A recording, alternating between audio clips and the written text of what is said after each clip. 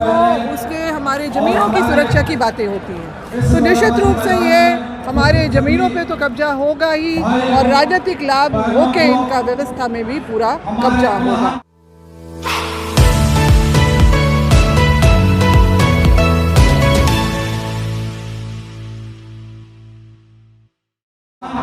जिसको इतने सदियों तक जो इनका भेदभाव झेलते आए, सभी जाति समुदाय, सभी जनजातीय समुदाय जो यहाँ आज मौजूद है, उनको ये नागवारा गुजरा।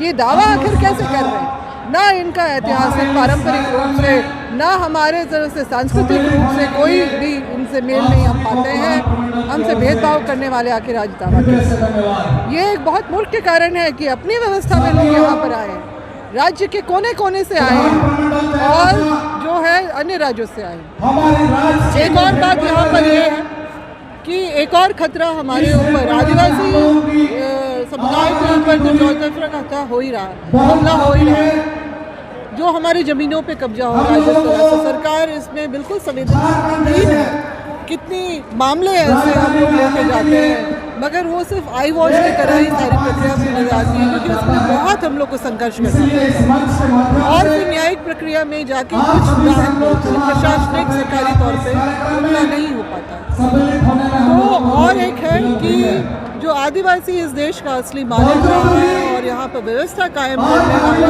अपना जो कानून बनवाने वाला अंग्रेजों से, जिसकी पहचान अंग्रेजों के समय में ही जब जनगणना का काम शुरू हुआ था, तो उसमें उसको अलग कलम कोड में रखा गया।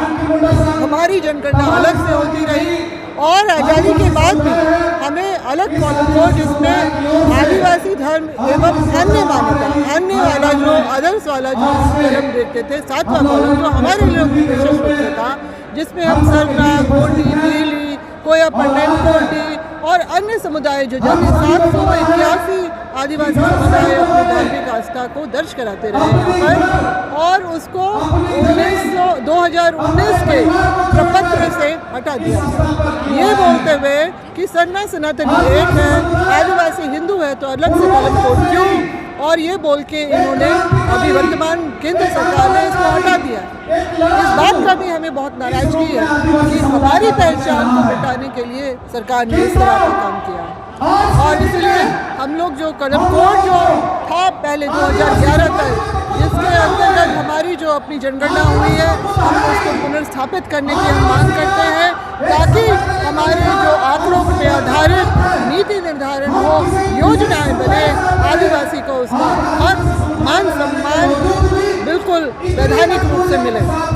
और इसीलिए जो है हम लोगों को आज यहाँ पर, क्योंकि ना राज्य सरकार सुन रही है, ना केंद्र सरकार हमारे विरुद्ध में, एक तरफ तो वो देश के शीर्ष स्तर में जो है महामहिम जो द्रौपदी मुर्मू जी को बैठाती है, और दूसरी तरफ आदिवासी सरकार को लगातार नेस्तनाबूद करने के लिए ये सारी कार्रवाई हो रही है। तो एक तरफ से बोलना आदिवासियों की गौरव गाथा, हमारी गौरव गाथा तो निश्चित रूप से अमर रहेगी। हमारे एक से एक ऐसे पुरखे हुए जिन्होंने स्वतंत्रता संग्राम में जो है उन्होंने बढ़ चढ़ के भाग लिया और समाज ने भी उनका साथ दिया, और अंग्रेजों ने भी यही देख के हमारे लिए CNT, SPT और बिल्कुल जैसे जमीन के कानून बनाए, सुरक्षा के कानून बनाए। हमारा आदिवासी समाज हमेशा से संघर्ष रहा है अपनी पहचान, अपनी रूढ़िवादी परंपरा में। आदिवासी का कोई ग्रंथ नहीं है, लिखित ग्रंथ नहीं है, उसका लिखित ग्रंथ ये प्रकृति है। प्रकृति से वो चलामान होता है, प्रकृतिवादी है आदिवासी, और वो अपनी परंपराओं से, अपनी रूढ़िवादी परंपराओं से बहुत प्यार करता है। मगर ये कलम कोड लागू होने के बाद हमारे ऊपर सामान्य नागरिक संहिता जो लागू होगी, तो निश्चित रूप से आदिवासी रिकॉर्ड से हट जाएगा। इस देश से आदिवासी इस तरह से हटेगा कि उसका जबरन हिंदूकरण होगा। जो धर्मांतरित जो आदिवासी है उनको तो बोला जाता है वापस आओ, नहीं तो तुम्हें डिलिस्ट कर दिया जाएगा। तो डिलिस्ट तो जो प्रकृतिवादी आदिवासी है उनको भी कर दिया जाएगा। ये इस तरह का जो चौतरफा हमला, एक तरह से कुर्मी समाज, अन्य समाज और जो सरकारें भी जो हमारे हितों की रक्षा न करके जो जिस तरह से हमारे चीज़ों को अनदेखा कर रही है, हमारे मान सम्मान को, अधिकार का अनदेखा कर रही है, इसलिए आज यहाँ पर मोराबादी मैदान में हम लोगों को आदिवासी बचाओ वहाँ रैली करनी पड़ी। ये कितनी दुख की बात है। और ये तकलीफ जो है इन आदिवासियों को यहाँ तक इस मैदान तक खींच के लाया है राज्य के कोने कोने से और पड़ोसी राज्यों से, यही कारण है। और हम सरकारों को, चाहे वो राज्य सरकारें हो या फिर केंद्र सरकारों को चेताना चाहते हैं कि आदिवासियों का अगर तुमने बुरा किया, अनदेखी की, उसको मिटाने का प्रयास किया या उसके अधिकारों को, सम्मानों को मिटाने का प्रयास किया तो निश्चित रूप से वही होगा जो आप हमारे साथ करते हैं। सरकारों का भी हाल हम वही करेंगे।